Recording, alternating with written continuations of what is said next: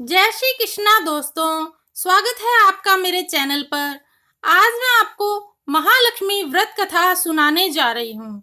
लेकिन कथा शुरू करने से पहले अगर आपने अभी तक मेरे चैनल को सब्सक्राइब नहीं किया है तो कर लें और पास में लगे बेल आइकन को भी दबा दें ताकि मेरे आने वाली सभी वीडियोस की नोटिफिकेशन आपको मिल जाए। तो चलिए शुरू करते हैं महालक्ष्मी व्रत कथा।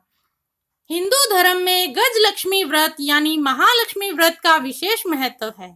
भाद्रपद शुक्ल अष्टमी के दिन से यह व्रत शुरू होता है और 16 दिन तक यह व्रत किया जाता है। इस व्रत में माँ लक्ष्मी का पूजन किया जाता है।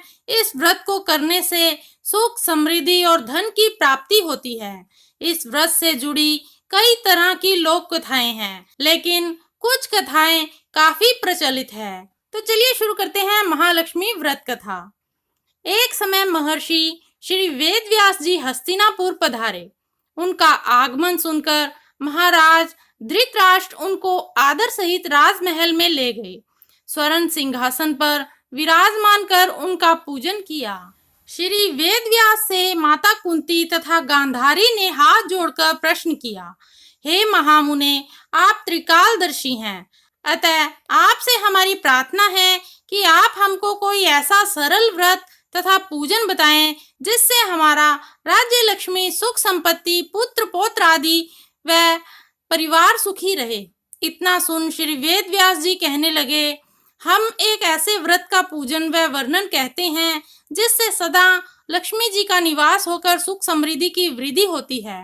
यह श्री महालक्ष्मी जी का व्रत है। इसे गजलक्ष्मी व्रत भी कहा जाता है, जिसे प्रति वर्ष अश्विन कृष्ण अष्टमी को विधिवत किया जाता है। हे महामुने, इस व्रत की विधि हमें विस्तार पूर्वक बताने की कृपा करें। तब व्यास जी बोले, हे देवी, यह व्रत भाद्रपद शुक्ल अष्टमी से प्रारंभ किया जाता है।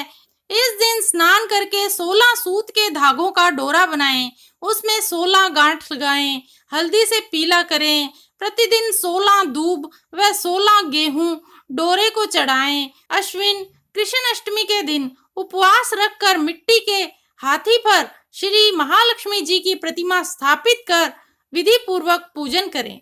इस प्रकार श्रद्धा भक्ति सहित महालक्ष्मी जी का व्रत पूजन करने से आप लोगों की राज्य लक्ष्मी में सदा अभिवृद्धि होती रहेगी। इस प्रकार व्रत का विधान बताकर श्री वेद व्यास जी अपने आश्रम को प्रस्थान कर गए। इधर समय अनुसार भाद्रपद शुक्ल अष्टमी से गांधारी तथा कुंती अपने अपने महलों में नगर की स्त्रियों सहित व्रत का आरंभ करने लगी।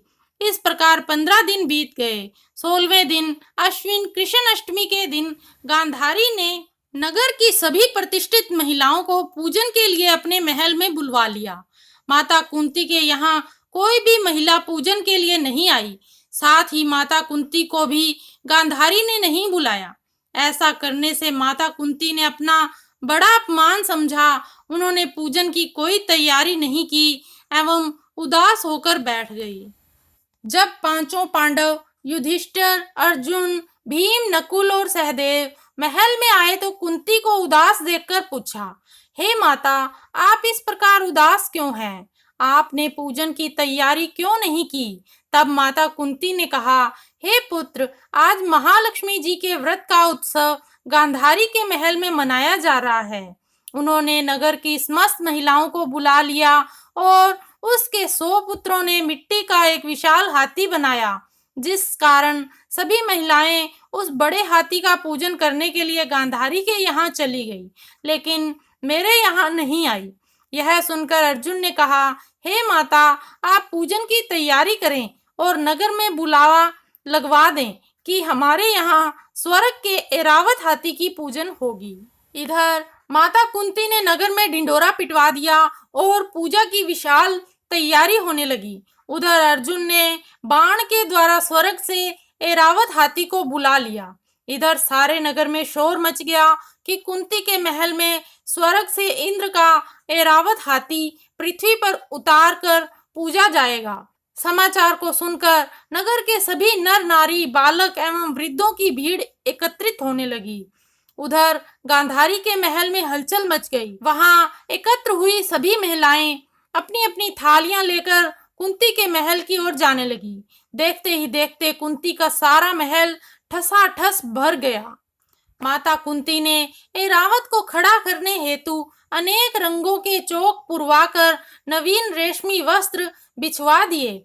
नगरवासी स्वागत की तैयारी में फूल माला, अबीर, गुलाल, केसर हाथ में लिए पंक्तिबद्ध खड़े थे।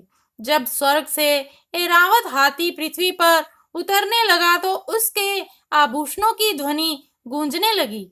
ऐरावत के दर्शन होते ही जय जयकार के नारे लगने लगे। सायंकाल के समय इंद्र का भेजा हुआ हाथी ऐरावत माता कुंती के भवन के चौक में उतर गया।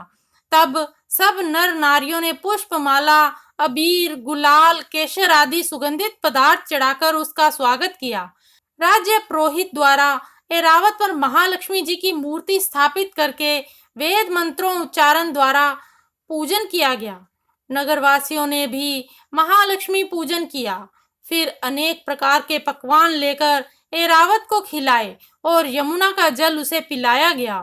राज्य पुरोहित द्वारा स्वस्ति वाचन करके महिलाओं द्वारा महालक्ष्मी का पूजन कराया गया। 16 गांठों वाला डोरा लक्ष्मी जी को चढ़ाकर अपने अपने हाथों में बांध लिया।